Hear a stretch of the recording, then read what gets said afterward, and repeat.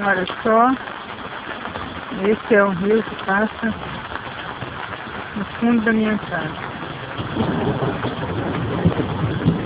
Choveu muito, lá do outro lado, tá parecendo ser um rio também, mas não é. Olha só como a água está na ponta escura aqui.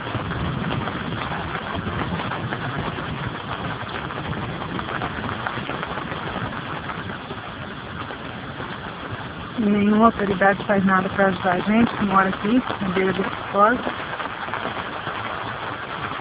Olha só o vizinho também, onde a água pega, no acesso da casa dele.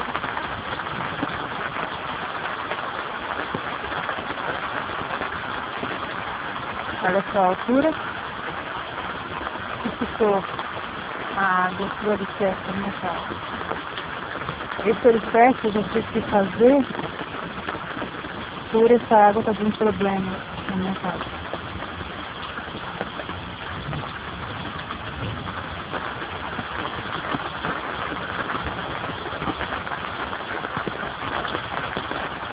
Olha só como é que está, tudo inundado.